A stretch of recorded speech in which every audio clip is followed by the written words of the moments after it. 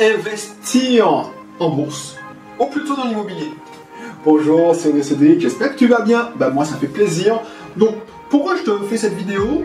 Parce que tout simplement il y en a qui se posent pas mal de questions, ils sont plutôt attirés par le trading, la bourse, et ils se disent oui mais bon l'immobilier c'est pas pour moi, c'est trop passif. On va regarder les avantages, les inconvénients, même si je suis pas l'expert du trading, mais bon, si ça t'intéresse, je pourrais te conseiller un coach en trading, très bien, qui travaille aux Antilles, donc n'hésite pas. Mais avant, si tu ne me connais pas encore, je suis Cédric, je vis actuellement aux Antilles, donc en Martinique, et je suis libre financièrement, je suis rentré en 2015, donc tu feras le calcul dans ta tête. Et puis, comment j'ai réussi à avoir ma liberté financière, c'est grâce à l'immobilier et aux différents business que j'ai montés. Donc, c'est pour ça que je te fais cette vidéo, parce que moi aussi, j'investis, alors pas de façon trading, il faut être bien formé, hein. Moi, il faut reconnaître, hein, je ne m'essaye pas tout, mon expertise c'est l'immobilier, donc si je m'intéresse au trading, je sais qui je pourrais voir. Mais à ce moment, je t'explique avec mes mots pourquoi en ce moment j'investis d'une certaine manière en immobilier et j'investis aussi d'une certaine manière en bourse. Alors, la bourse, tu regardes bien, il y a deux façons d'investir en bourse. En bourse, tu as la façon pépère que j'utilise, c'est-à-dire que tu achètes des actions, à fort dividende qui te rapportent des dividendes chaque mois. Donc tu achètes une part d'entreprise, un bout d'entreprise, je sais pas, 1 mètre carré d'entreprise, et puis avec cette action-là, tu as droit à un ticket, distribution de dividendes. C'est comme ça que j'investis. Pourquoi? Parce que c'est ultra passif. C'est-à-dire que, voilà, quoi qu'il arrive, j'investis, et c'est comme ça, j'investis depuis 20 ans. Je crois que mon premier PEA, je l'ai fait, j'avais 21 ans, donc ça fait plus de 20 ans que j'investis comme ça et ça m'a bien réussi. Alors, à une époque, j'étais pas formé, j'ai investi bêtement dans la SICAV que le conseiller financier m'avait conseillé. T'as vu, le pléonasme, il m'avait indiqué, il m'avait juste expliqué, parce que c'était peut-être pas un expert non plus, que je devais acheter la SICAV qui se terminait par D, parce que là c'était dynamique. Quand j'étais jeune, et comme par hasard, c'était la SICAV gérée par la banque. Voilà, je pourrais m'en sortir. Donc j'ai commencé à faire comme ça, et du coup, franchement, j'ai commencé au mauvais moment, parce que c'était l'époque où... Est-ce que c'était en 2020? Oui, donc c'était l'époque où est-ce que je suis entré au bon moment? Je ne sais pas oui ou non, mais en tout cas, il faut savoir que en bourse, il faut entrer. Alors, il ne faut pas attendre à vie éternelle. Moi, ce que je te conseille, c'est d'investir régulièrement.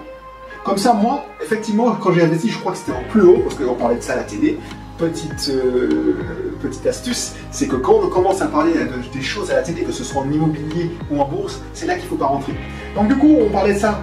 Tu vois, je peux profiter de mon expérience, j'avais 20 ans. Une fois qu'on parlait de ça, on disait oui, les bourses, la bourse, les dot notes. J'ai vécu la crise de l'effondrement de la bulle Internet. Et du coup, tous mes actifs, limite, je m'en foutais parce que bon, je n'investissais pas des centaines d'euros, j'étais étudiant. Chaque mois, j'ai pas. Voilà quoi. Donc du coup, ça m'a baissé, mais bon, je ne regardais même pas. Donc je continue à investir parce qu'elle m'a conseillé de faire un investissement, un prélèvement automatique, comme ça j'investissais tous les mois. Et j'investissais, je crois, 50 euros par 50 euros. Mais mis bout à bout, on pense même pas qu'on a ça, hein, on oublie qu'on a ça. Je me retrouve, et j'arrive en métropole, et je me retrouve avec un capital. Alors qui n'a pas eu un grand rendement, mais c'était toujours ça de plus. Et j'ai décidé, en me formant cette fois-ci à cette technique des dividendes, c'est une formation rapide, d'investir dans des actions à forte rentabilité.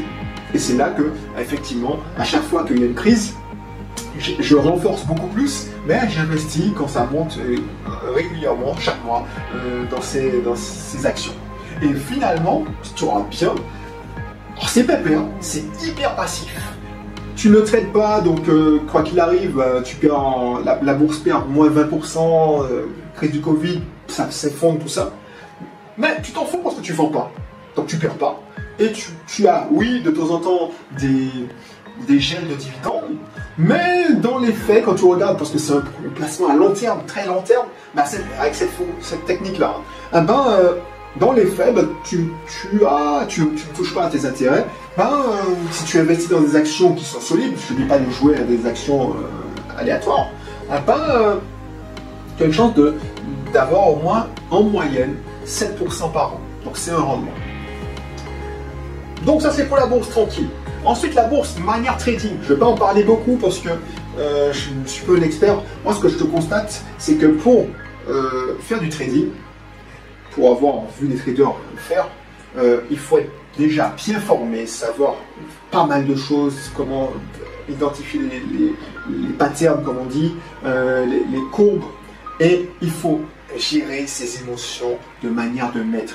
Donc les gens qui ont peur d'investir dans l'immobilier et pensent qu'ils vont préférer le trading, c'est pas que de la technique, c'est pas de savoir lire une courbe, c'est vraiment de la gestion de ses émotions, quand on vend, quand on perd, quand on garde, quand on renforce. Donc pour moi, c'est un truc, et c'est comme je fais pas un parallèle avec le poker parce que c'est pas exactement ça, mais si quand même le poker c'est la gestion de ses émotions et la lecture des signaux, et c'est ça qui me faisait ma force, même si je n'étais pas un gros technicien en poker. Je joue avec des acteurs, je ne sais pas si tu sais, c'est des contrôleurs de gestion, des directeurs financiers, les gens de mon ancienne boîte, des cadres supérieurs qui étaient à l'affût, et c'était des financiers, donc ils avaient des vrais calculateurs dans leur tête. Ils connaissaient toutes les probas, ils connaissaient tout. Et pourtant, j'arrivais à rivaliser avec eux. Alors, je ne dis pas que je gagnais, mais j'arrivais à rivaliser. Je faisais quelques coups parce que j'avais cette lecture et ma gestion des émotions. Et du coup, c'est pour ça que j'ai gagné.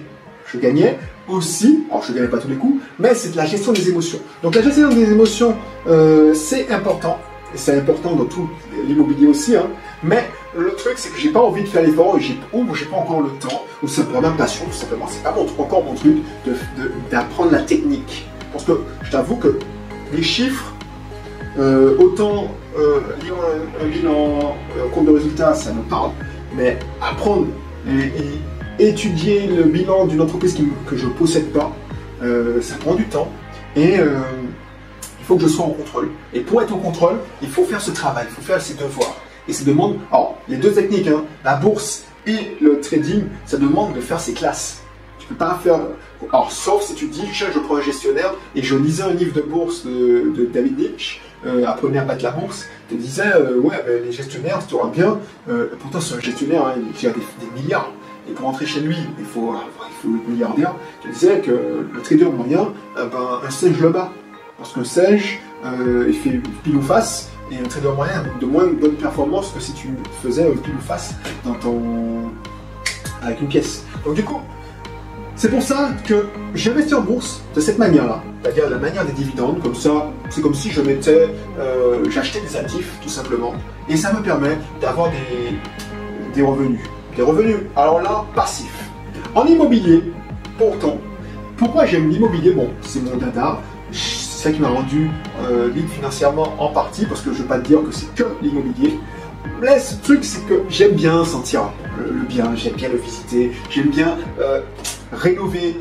J'ai l'impression que je crée de la valeur plus, je vois la valeur que je crée,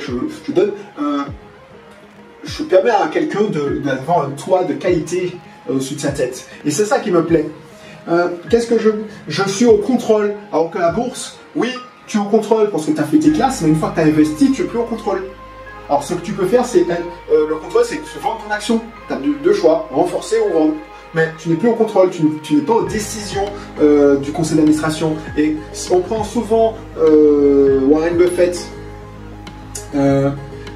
on dit que c'est le mania du trading. Non, Warren Buffett, c'est un chef d'entreprise qui prend des possessions dans une entreprise pour pouvoir contrôler l'entreprise. Donc quand il investit massivement et il fait partie du conseil d'administration ou il met quelqu'un de son équipe de conseil d'administration et il profite pour contrôler, impacter. C'est pour ça que ça fonctionne.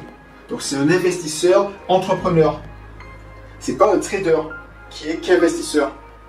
Donc c'est ça pourquoi j'aime bien l'immobilier et que et en plus entre nous, alors c'est peut-être vrai aussi pour le coaching trading, mais dans l'immobilier, si tu es accompagné, tu as 90% de chances d'avoir des revenus complémentaires à la fin. Tu contrôles et au pire, tu revends si tu en as marre. Autre chose avec l'immobilier, c'est que tu as l'effet levier de la banque, c'est-à-dire que tu mets 1 et la banque te passe 9. Donc tu as fait un fois 10. Par exemple, avec 10 000 euros, tu vas en prendre 100 000. Donc avec 30 000 euros, tu vas en prendre 300 000.